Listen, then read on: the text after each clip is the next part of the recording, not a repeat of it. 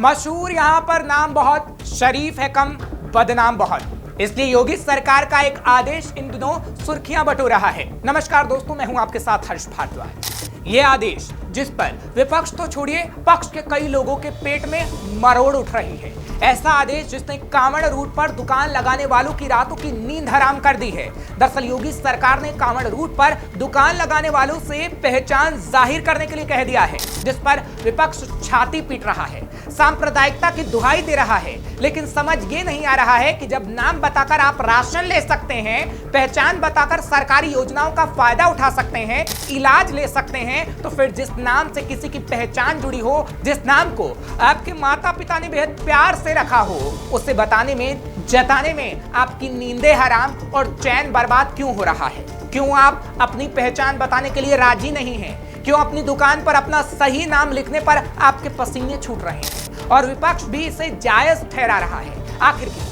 जबकि यही विपक्ष अभी कुछ दिन पहले चुनावी बरसात में वोट पाने के लिए जातिगत समीकरण देखकर ही प्रत्याशी उतार रहा था, जाति जनगणना का लालच दे रहा था और लोगों से पकड़ पकड़ कर उनकी जाति पूछ रहा था। तब किसी को कुछ नजर नहीं आ रहा था, मानो सबकी आंखों पर पट्टी बंधी हो। लेकिन अब जैसे ही महीने भर के लिए योगी सरकार ने कहा कि उत्तर प्रदेश में कांवड़ मार्गों पर खाने पीने की दुकानों पर नेम प्लेट लगानी होगी और दुकानों पर संचालक मालिक का नाम और पहचान लिखना होगा, बस फिर क्या था, योगी सरकार के इतना कहने भर से ही बवाल हो गया। सेक्युलरवादी एक्टिव हो गए। कभी जाति जनगणना का समर्थन करने वाले राहुल गांधी की बहन प्रियंका गांधी यूपी में दुकानों का नाम पूछने पर विरोध पर उतारू हैं। कांवड़ रूट पर पड़ने वाली दुकानों के नाम रजिस्टर क्या करा दिए गए कि मैडम प्रियंका गांधी को दिक्कत हो गई और कहने लगी कि हमारा संविधान हर नागरिक को गारंटी देता है कि उसके साथ जाति, धर्म, भाषा या किसी अन्य आधार पर भेदभाव नहीं होगा। उत्तर प्रदेश में ठेलों, खोमचों और दुकानों पर उनके मालिकों के नाम पर बोर्ड लगाने का विभाजनकारी आदेश हमारे संविधान, हमारे लोकतंत्र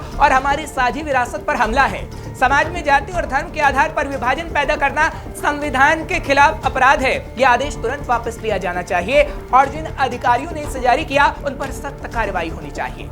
जिस पर बीजेपी प्रवक्ता शिवम त्यागी ने पलटवार करते हुए फैसले का विरोध करने वालों की बाखियां भी उधेड़ दी और याद दिलाया कि अब तक जब लोगों को पकड़ पकड़ कर नाम और जाति पूछी जा रही थी तो किसी को परेशानी नहीं हुई, लेकिन अब यूपी पुलिस ने असली नाम क्या पूछ लिया, भड़क रहे हैं। बर्दाश्त नहीं हो रहा और विरोधियों को मिर्ची लग रही है। पिछले कुछ महीनों से इंडी अलायंस वाले देश में हर आदमी का पकड़ पकड़ कर उसका उपनाम पूछ रहे थे, सरनेम पूछ रहे थे, जाति पूछ रहे थे। अपनी जाति बताओ, अपनी जाति बताओ, अपनी जाति बताओ। तू ब्राह्मण, तू ठाकुर, तू बनिया, तू अगड़ा, तू पिछड़ा, तू वाल्मीकि, तू दलित। उत्तर प्रदेश की पुलिस ने असली नाम पूछना शुरू कर दिया। 5 दिन हुए नहीं है कि भड़के फिर रहे हैं पूरे देश में, आग लगी पड़ी है। आप जाति पूछते फिर रहे थे भाई पिछले 2-3 महीने से। हमने ओरिजिनल नाम पूछ दिया तो देखो कितना हंगामा है। भाई सच का नाम पूछ लेने में क्या बुराई है? किसका नाम शिवम, किसका नाम सलमान, किसका नाम शमीम, किसका नाम जो भी है, पूछने में क्या बुराई है? भाई इतना भड़क काहे रहे हो? आप ही तो पूछ रहे थे लास्ट नेम, हमने फर्स्ट नेम पूछ लिया। भड़को मत, अब बर्दाश्त करो, सच को सच रहने दो। बीजेपी प्रवक्ता के इस हमले का विपक्ष क्या काट निकालता है ये तो जल्द ही साफ हो जाएगा। लेकिन इसी बीच कांवड़ रूट पर नेम प्लेट लगाने को लेकर लोगों का क्या कहना है, सुनिए जरा। भोले पहले ये चीजें होती थी कि हम कहीं भी भोजन कर लेते थे, भोला बड़ा भोला होता है, सब पे विश्वास करता है। अब जाके योगी जी का जो ये फैसला है, इससे लोगों को सर्टिफिकेशन मिल रहा है कि हाँ ये दुकान उसकी है, ये इसकी। अब इसमें भोले की मर्जी है, वो किसकी दुकान पे जाके खाएगा, किसकी पे नहीं खाएगा। देखो वो आदेश ठीक है, मैं उसको ठीक मानता हूँ, क्योंकि देखो कोई भी धर्म गंदा नहीं है। हर एक धर्म में सही है, अपनी जगह सही है, पर उस हर एक धर्म में गंदे इंसान होते हैं और वो अपनी तरफ से धर्म को बदनाम करने के लिए कुछ भी कर सकते हैं। उन गंदे इंसानों से बचाने के लिए ये आदेश मेरे लिए सही है, हमारे लिए सही है। भाई देखो यूपी के लेवल की बात करो और हरिद्वार के लेवल की बात करें तो हरिद्वार से ज्यादा बेटर यूपी है। यूपी के यहाँ खाना अच्छा भी मिलता है और सस्ता भी मिलता है और सुविधाएं भी बहुत सारी हैं, जैसे शिविर की होगी, पंडाल की होगी, और भी बहुत सारी सुविधा है। जैसे कि हम यूपी के गाँव से जाते हैं निकल के तो भोड़े पानी भी पिला देते हैं और बैठने उठने की व्यवस्था भी करा देते हैं, जो हरिद्वार में कम देखने को मिलती है। फिलहाल आपका क्या कहना है इस खबर पर, हमें कमेंट सेक्शन में जरूर लिखिए। तमाम खबरों के लिए आप देखते रहिए श्रेष्ठ भारत।